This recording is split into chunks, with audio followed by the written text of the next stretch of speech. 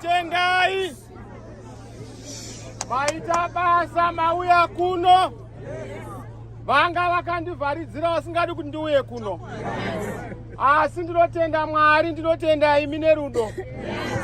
Vari kuziva kuti nyika yakuuya, vari kuramba kuti iuye asi haivhariki nokuti kana Mwari vati hongo hakuna unoramba.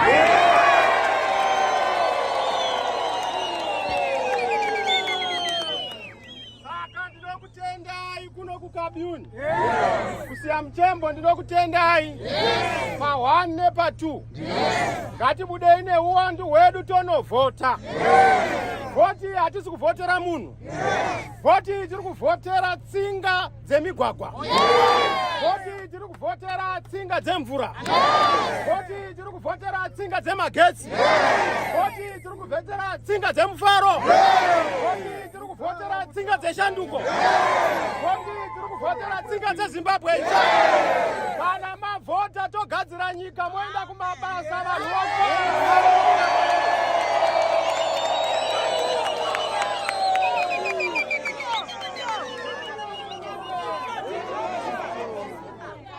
tinokutenda. Nganjire murombe, nganjire murombe, nganjire ini.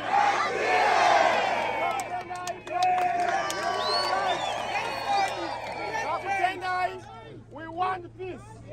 Tinoda runyararo. Tinoda kuti vanhu vafambe zvakanaka. Ndokumbira candidate auye pano. Tiri kuvhota mangwana inzwisa. Nongouya 10 months dzichiuya paakunovhoterwa mukomana pamusoro nevakomana nevasikana vanofamba navo. Mukomana mamoda here uyu. Iye MP wedu watiri kuvhotera kuno. Mugundi oye!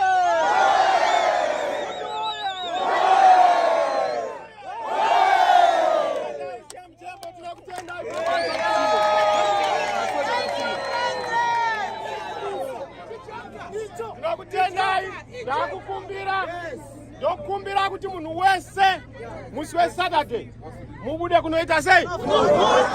Hapana anofana kusara kupi? Nokuti kana tikange tawina takura nzira yokuti mukomana adi kuti murombe adi murombe adi anjire murombe anjire murombe anjire murombe anjire murombe anjire murombe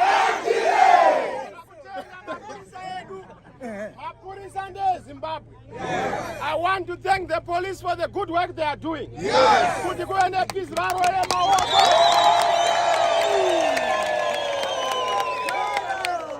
Mapurisa hase mabato mapurisa ndedu tese.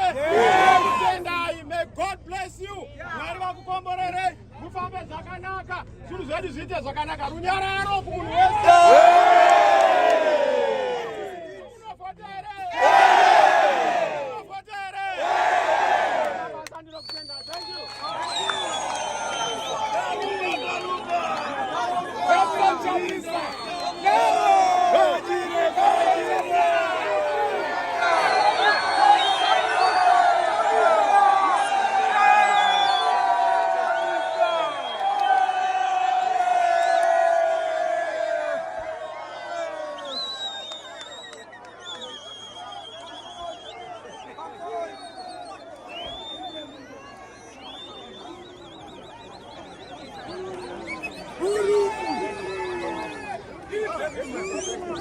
Thank you.